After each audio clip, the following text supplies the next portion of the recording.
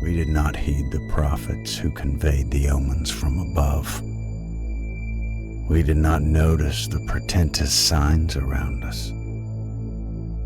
And we were unprepared when the calamity struck.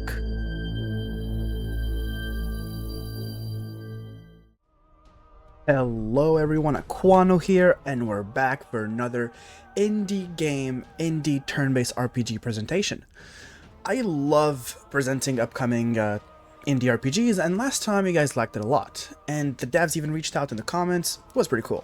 So here we are again, with a game that's right up my alley, a turn-based monster tamer RPG, and this time we even have a demo that's been updated a couple weeks ago, so I can actually talk about the game in details.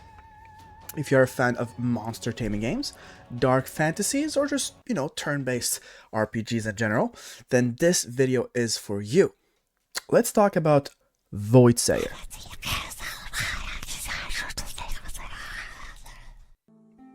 Voidsayer is a promising new indie game that is a monster tamer with roguelike elements built in a very grim, dark fantasy setting. So let's start this video by giving you, an overall rundown of what this game is about before going to the specifics. Basically, it's Pokemon, starters, catching creatures, raising them, but it's like Pokemon if every route was a Slay the Spire run. Well, more like roguelike routes in general, because the gameplay doesn't have that much in common with Slay the Spire, but it has very similar vibes. I mean, just look at the map. So yeah, it's a monster tamer game in a very dark apocalyptic world. The game starts by you getting recruited by a commander named Riker, and he tells you about the dire situation of humanity and the fact that the half-destroyed village you're in is one of the last bastions of humanity. This world is plagued by a curse called the Abyss, and monsters are roaming the land. Humanity's last hope is the fact that they can seal monsters and tame them with magic scrolls, which is, where all the monster taming genre comes from. So the commander offers you a choice between 3 already tamed monsters.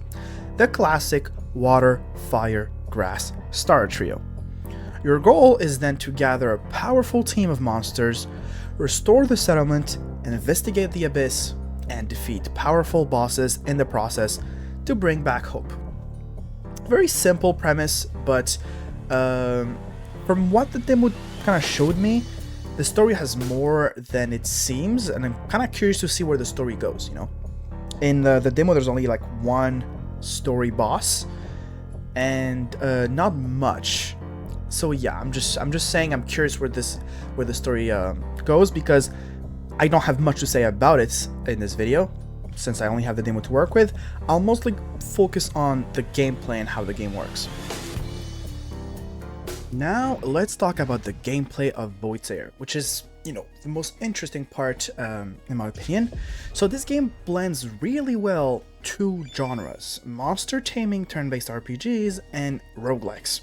So this is one of those games that takes place around a hub, to which you return to after every mission. And yes, it's the village, the rundown village you are at the beginning. So it's not like a classic Pokemon game or like, monster taming game where you like explore area after area, go to city after city. It's, you are at a village, your goal is to reconstruct the village and investigate the abyss, and after every mission, you come back to the hub. And every time you clear a route for the first time, you get wood, which then you use to reconstruct the village. There's multiple infrastructures that you can repair in the village, and what I found really interesting is that the mechanics of the game, a lot of the mechanics in the game are unlocked by repairing the village. And what I found very cool is that you can repair the infrastructures in the order you want, which means you can choose to unlock a certain mechanic before another one, depending on what piques your curiosity, what you're interested about. For example, there is like an infrastructure that kind of like represents the PC for those that play Pokemon, and if you use wood to upgrade it, to repair it, you can then store more monsters in the PC, which is, a very clever way to mix the roguelike gameplay loop, get resources at every run. You then upgrade the hub. At the same time, they mix in the turn-based monster taming RPGs. Collect monsters, store them, make a team to then become stronger and be able to face the routes that get progressively harder, obviously. Now, in terms of progression, we talked about the fact that you get wood every time you do runs. Now, be careful, you can only get wood when you clear a route for the first time, which means you cannot spam the same route over and over to just farm wood. You can't really farm wood. The only way to get wood to repair the village is to advance the story, do more routes, unlock more routes, and do them. Now, there's other two important things that you farm. First one is money. Money, you can get it every single route. Of course, you get more when you clear that route for the first time, but you can still technically farm money by just doing the same route over and over again, clearing the roguelike routes. And with that money, you can buy items in the shop, sometimes consumables, sometimes the equivalent of, consumables in the way of like potions and shit. You can also buy Pokeballs, which is, the scrolls. And you can buy the equivalent of held items, those artifacts or rings that you can like either equip yourself or give to your monsters.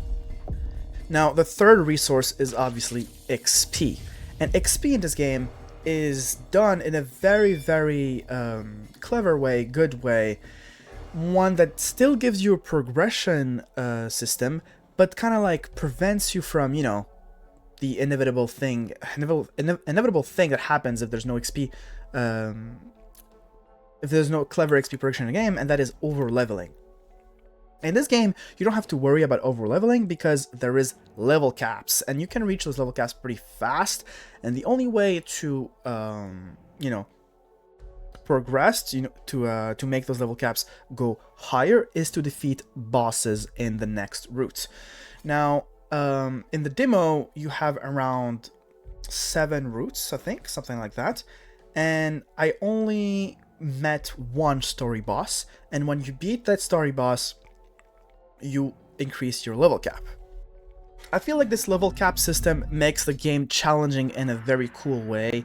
You can't just grind and stat check the boss, which, a lot of us did in Pokemon when we were younger.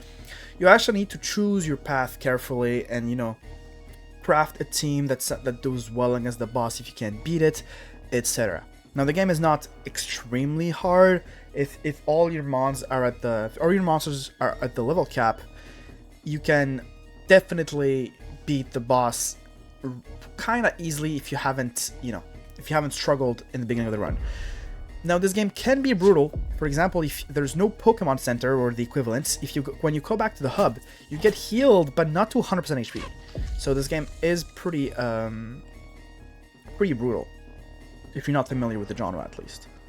One other thing I would like to point out about the gameplay is that the routes, like I said, are roguelikes, very reminiscent of things like Slay the Spire, and so there is random events, which means every run is different. You and I could get completely different encounters and held items even if we go through the same route, which means if someone really, really likes the game, you could replay the game and have a completely different experience. Not only just a different starter, a different team.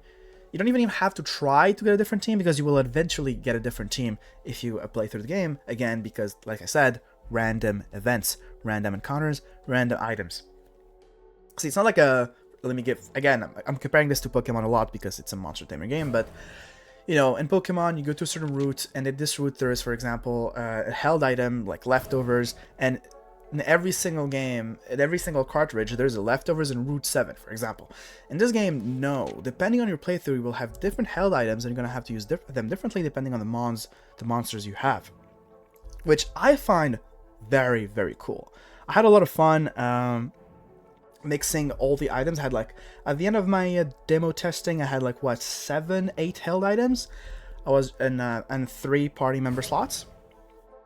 I know, like I said earlier, just going on a small tangent here, I said there's a level cap, but there's also a party member size cap.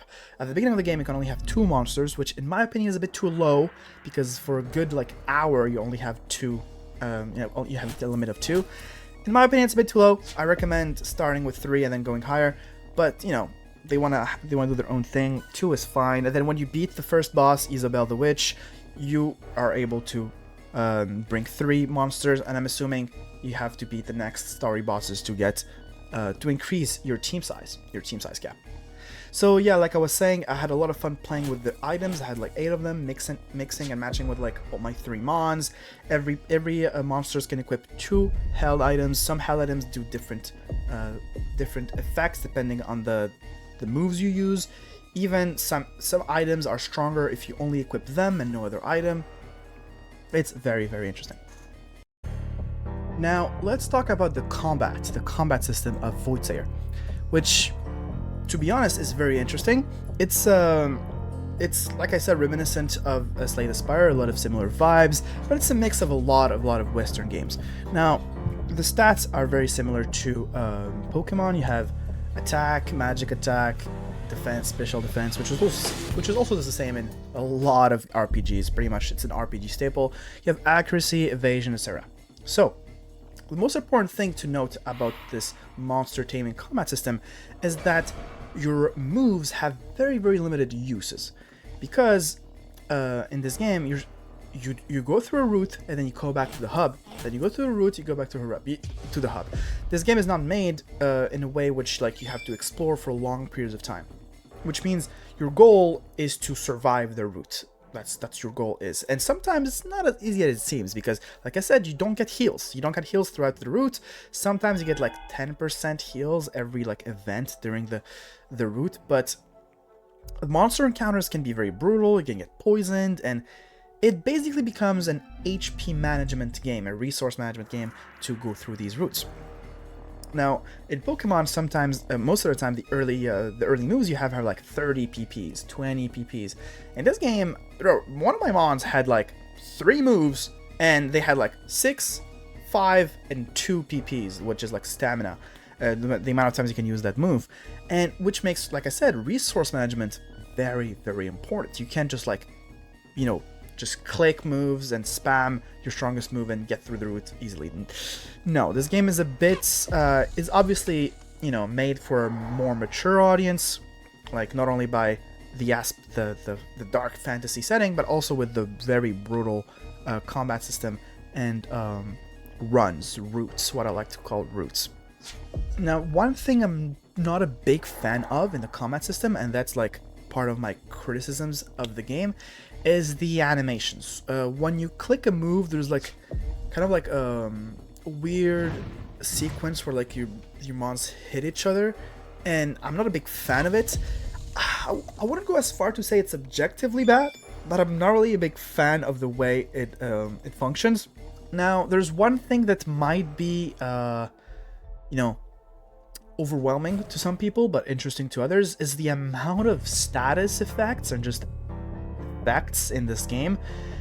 It's just crazy. Now, when you start the game, you have a chart you can open up at any time, and it tells you all the status and all the effects, and even gives you the type chart.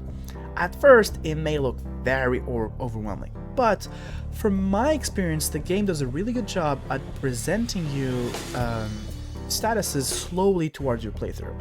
Like, I played around 3 hours, I think, something like that, and I've only like seen maybe 5 statuses that I received myself, that I could use myself. So yeah, it's not like you don't start the game and have like 40 statuses to learn. No, even though there are a lot, you will progressively learn them, progressively meet them during your adventure, which I think is fine. Now, some people might think this is a lot, and to be honest, you would be right. To some people, this might be too much, but I feel like it's just a, you know, it's a gameplay choice, a gameplay design choice, and it's fine. It might not be for some people, it might be the exact thing some people are looking for, but I just want to, like, you know, tell you guys how it is. You can try the demo yourself right now and tell me if you find the statuses overwhelming or not. Now, most of the battles you will fight in Voidsayer are against wild monsters, but from time to time, like maybe once or twice during runs, and there's gonna be a battle against humans. These humans are like corrupted by the abyss and become puppets of the abyss, and you have to beat their team of monsters to progress through the run. So overall, I feel like the combat system is not that visually pleasing, but for a turn-based, nerd, it's everything you would like in a turn-based monster taming game. And I feel like a lot of people would have fun just, quickly going through the game, because it's a very short demo, but at the same time, you get to quickly like make your team and progress through the game. It's like I wasn't bored for a second going through the routes, because the game is very, very fast-paced. You don't walk from route to route. You just click on the route, one event, quick time event. Finish this quick time event, oh, go to the next quick time event, and then bam, trainer, bam, debuff, bam, buff. Like, it's like it's kind of like a Slay the Spire run. You don't get bored during a Slay the Spire run because you're just, trying to think about how to survive and take the less damage. That's the same vibe I got when playing voidsayer, except with the monster taming aspect of it, and also, you don't reset the game every run. You still have your monsters that you can bring from run to run. When you die in a run, you are simply brought back to the village and lose the progress you had during that run only. So, you still have a very strong sense of progression for people who don't like pure roguelikes. Now, this is a monster taming game, so we cannot end this video without talking about the monsters themselves. So like I said, at the beginning, you have the choice between 3 starters. Ignisurge, the fire starter, Herbie Feline, the flora starter, which is, the equivalent of grass type. Then you have Ancient, which is, very simple name, water starter. One thing I would like to note about these designs is that they're very, very simplistic. They're not really like, they're very different from the Pokemon formula. Or at least very different from the modern Pokemon formula. See, people always have a criticism about some Pokemon and say, oh, this thing is just a dog, this thing is just a bird. Well, sometimes that's what the monsters here are. For example, the fire starter is just a dragon. And there's some monsters that one of them is just a weird looking leopard, one of them is just a golem, one of them is just a larva with multiple colors. They have a very simplistic design formula, and I'm not really against it. It's just different, and it has a certain charm. Now, obviously, they're a lot less cute for those who like the cute Pokemons, but this one is a dark fantasy setting. I mean, you can't expect cute monsters in a dark fantasy setting. So yeah, it's a different take on the monster taming genre, which I personally, welcome. So yeah, one thing I would like to note about the monsters, though, my biggest criticism is the lack of type diversity in the game, at least in the demo. I don't know if I'm sure it's gonna be better when we play the entire game, but I played the demo for 3 hours, okay? And during my entire playthrough, I only saw 20 different monsters, and most of them, like, some of them weren't even catchable. They were like the boss's monsters. So really, there was maybe like 18. Actually, if we remove the stars, maybe 15 monsters I could catch in like three hours. Which in 3 hours, some people might say it's not bad. But the problem is, among these monsters, 8 of them were normal type.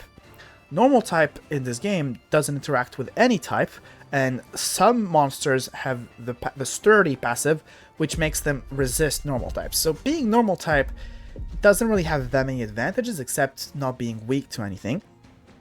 And normal types are kind of boring, because like I said, they don't interact with the type charts in this game, and I wanted to create a team that would kind of like complement for each other's weaknesses, and I kept finding normal after normal after normal type.